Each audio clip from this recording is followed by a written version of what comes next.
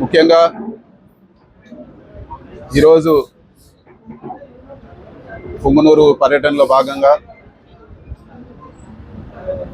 నేను ఈ తెలుగుదేశం ప్రభుత్వాన్ని, తెలుగుదేశం నాయకులకు అందరు కూడా నేను తెలిపేది ఏమంటే, ఎలక్షన్లు అనేది ప్రతి 5 సంవత్సరాలకు ఒకసారి ఎలక్షన్లు వస్తాయి. ఎలక్షన్లో రాజకీయాలు చేసుకుందాము. మిగతా సమయంలో మిగిలిన రాష్ట్రాల్లో, ఇప్పుడు తమిళనాడు కానీ, కర్ణాటక కానీ, ఇంకోటి కానీ, వాళ్ళ నియోజకవర్గం కానీ, రాష్ట్ర అభివృద్ధి కానీ అందరూ కలిసికట్టుగా చేయాలా. ఈరోజు తాగేదానికి నీళ్లు కూడా లేని మారుమూల ప్రాంతమైన మన పుంగనూరులో టొయోటా లాంటి కంపెనీ పెట్టుబడి పెట్టిన సంస్థ పెప్పర్ మోషన్ ఎకరా 10 లక్షలు 11 లక్షలు ఉండే చోట 20 లక్షలు ఇచ్చి ఎటువంటి బెనిఫిట్ కూడా తీసుకోకుండా వాళ్ళు ఈరోజు ఆర్బీఐ క్లియరెన్స్ అన్నీ తీసుకొని కూడా ఇక్కడ ఫ్యాక్టరీ పెట్టేదానికి సిద్ధంగా ఉన్నారు. నేను కోరుకునేది ఒకటే, వాళ్ళు వచ్చి రావడం జరిగింది, ఇక్కడ వచ్చి ఇనాగ్రేట్ చేయడం జరిగింది, అన్నీ కూడా జరిగినాయి. మీరు మీ ముఖ్యమంత్రితో మాట్లాడండి, ఆ కంపెనీకి ఇక్కడ స్థాపించేదానికి వాళ్ళకి కావాల్సిన కోఆపరేషన్ మీరు చేయండి అని చెప్పి కూడా నేను అడుగుతా ఉన్నాను. ఆ క్రెడిట్ మీరే తీసుకోండి, మీ ప్రభుత్వం ఉంది, మీ దాంట్లో ఓపెన్ చేయండి, కానీ అంతిమంగా ఊరు బాగుపడుతుంది. దయచేసి రాజకీయాలకు, నియోజకవర్గ అభివృద్ధికి ముడి పెట్టద్దని చెప్పి కూడా నేను కోరుతా ఉన్నాను. అదేవిధంగా ఈసారి వర్షాలు కూడా లేవు, బోర్లు పైన ఆధారపడి ఉండే పరిస్థితి ఈరోజు నియోజకవర్గం అంతా ఉంది.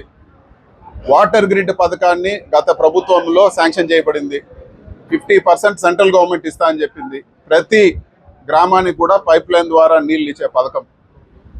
ఈ పథకాన్ని కూడా మన పుంగనూరు నియోజకవర్గంలో మీరు ముందుబడి మీ ముఖ్యమంత్రితో మాట్లాడి మీరు ఈ ప్రాజెక్టు పనులు వెంటనే ప్రారంభించి పూర్తి చేయాలని చెప్పి కూడా కోరుతాను. టెండర్లు పూర్తయినాయి.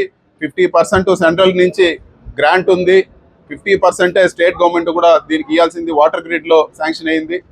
ఈ రెండు దృష్టి పెట్టమని చెప్పి నేను అడుగుతా ఉన్నాను. మిగతా రాజకీయాల్లో ఎట్లన్నా ఉండి కానీ ఊరు అభివృద్ధికి ప్రతి గ్రామం, ప్రతి ఊరు బాగుపడుతుంది వాటర్ గ్రిడ్ వస్తే. అదేవిధంగా ఇక్కడ బస్ ఫ్యాక్టరీ వస్తే ఇంకా కూడా అనుబంధంగా చాలా ఫ్యాక్టరీలు వస్తాయి. ఇంకా కూడా మంచి న్యూస్ ఏమంటే, వచ్చే 3 నెలల్లో ఇది వరకు శంకుస్థాపన చేసిన, గత ప్రభుత్వంలో శంకుస్థాపన చేసిన కాళహస్తి పైప్స్ పెద్ద స్టీల్ ప్రొడ్యూసరు, వాళ్ళ పైపుల ఫ్యాక్టరీ కూడా త్వరలోనే 3-4 నెలల్లో ప్రారంభమవుతుంది. ఇది ఒక మన పుంగనూరు కూడా శుభవార్త అని చెప్పి కూడా నేను తెలియజేస్తా ఉన్నాను. అదేవిధంగా తెలుగుదేశం నాయకులకు నేను చెప్పేది ఏమంటే, గత ప్రభుత్వంలో చేసిన పనుల కన్నా, గత ప్రభుత్వంలో పుంగనూరు నియోజకవర్గంలో జరిగిన డెవలప్మెంట్ కన్నా మీరు పట్టుబట్టి నియోజకవర్గాన్ని అభివృద్ధి చేయండి.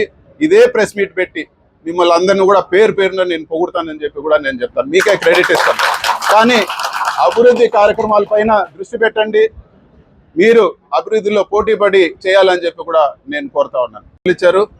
సో రాబో పార్లమెంటు సెషన్ తర్వాత గతంలో ఏ విధంగా గడప గడపకి తిరిగి, ఇల్లు తిరిగి పుంగనూరు టౌన్లో ఏ విధంగా ప్రజలకు వాళ్ళ సమస్యలు తీర్చే విధంగా పనిచేసినామో, అదేవిధంగా నెక్స్ట్ పార్లమెంట్ సెషన్ తర్వాత నేను కూడా ప్రతి వార్డులో సెలెక్ట్ చేసుకున్న వార్డ్స్ అన్నింటిలో కూడా ప్రతి గడప కూడా తిరిగి ప్రజలు చెప్పే సమస్యల్ని నాకుండే పరిధిలో ఖచ్చితంగా అవన్నీ సాల్వ్ చేసేదాన్ని కూడా నేను చేస్తాను. ప్రజలకు ఎప్పుడు కూడా అందుబాటులో ఉంటామని చెప్పి కూడా నేను తెలియజేస్తాను. ఈ రోజులందరూ కూడా వచ్చి ఈరోజు అంజుమన్ కమిటీ ఏదైతే పుంగనూరు పట్టణంలో ఉందో కమ్యూనిటీ హాల్ కావాలన్నారు. కమ్యూనిటీ హాల్ కూడా ఈరోజు 1 crore కావాలంటే శాంక్షన్ చేయడం జరిగింది. ఎంపీ లాజ్ నుంచి ఇస్తానని కూడా వాళ్ళకు శాంక్షన్ లెటర్ కూడా ఇస్తాను. రెండో విషయం ఏమంటే, పార్లమెంట్లో ఈ వక్ఫ్ బోర్డ్ పైన ముస్లిమ్స్కు వ్యతిరేకంగా వచ్చే బిల్లో కూడా వైఎస్ఆర్ కాంగ్రెస్ పార్టీ ముస్లిమ్స్కు సపోర్టుగా నిలబడుతుంది. వైఎస్ఆర్ కాంగ్రెస్ పార్టీ సిద్ధాంతం ఒకటే, అన్ని మతాలు ఒకే విధంగా ఉండాలా, ప్రజలందరూ కూడా సామరస్యంగా ఉండాలా, ఎక్కడ కూడా ఒక మతానికి ఇంకో మతానికి ఎక్కడ కూడా డిఫరెన్స్ ఉండకూడదు. ఈరోజు వక్ఫ్ చట్టంలో ఏవైతే మార్పులు తీసుకురాదలుచుకున్నారో అవి మైనార్టీలకు వ్యతిరేకంగా ఉంది. దాన్ని మేము ఖచ్చితంగా బిల్ ఇంట్రడక్షనే మేము వ్యతిరేకించాము. రేపు పార్లమెంట్లో మళ్ళీ కూడా బిల్ ఇంట్రడ్యూస్ చేసినప్పుడు ఏదన్నా దాంట్లో వ్యతిరేకమైన అంశాలు ఉంటే ఖచ్చితంగా దాన్ని వ్యతిరేకిస్తామని చెప్పి కూడా నేను తెలియజేస్తా ఉన్నాను.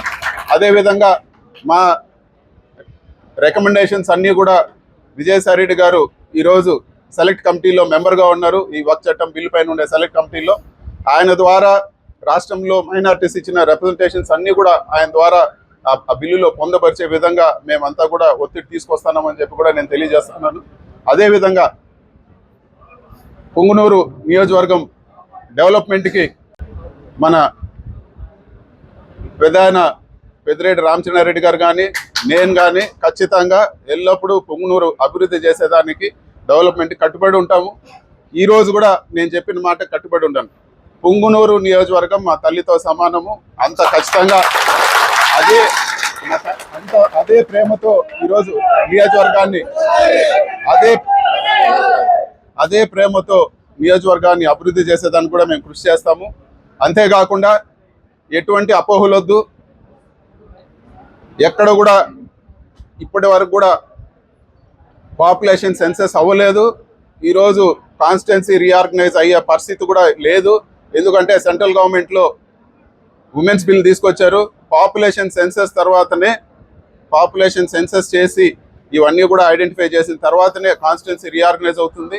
సో ఖచ్చితంగా పుంగనూరు కానీ లేకపోతే అటు సైడ్ పులిచెర్ల రొంపుచెర్ల కానీ వీటన్నిటిలో కూడా మేము ప్రాతినిధ్యం వహిస్తాము. ఒకవేళ నిజంగా బైఫర్కేట్ అయితే మన నియోజకవర్గం రెండుగా అయితే నేను కూడా ఎమ్మెల్యేగా వచ్చి ఒక నియోజకవర్గంలో ఉంటాను. ఏ ఒక్క మండలాన్ని కూడా వదులుకునేది లేదు. ఖచ్చితంగా డెవలప్మెంట్ చేసేదానికి అదేవిధంగా ప్రజలు కార్యకర్తలు అందరికీ అండగా ఉండే విధంగా మేము ఉంటామని చెప్పి కూడా నేను తెలియజేస్తాను.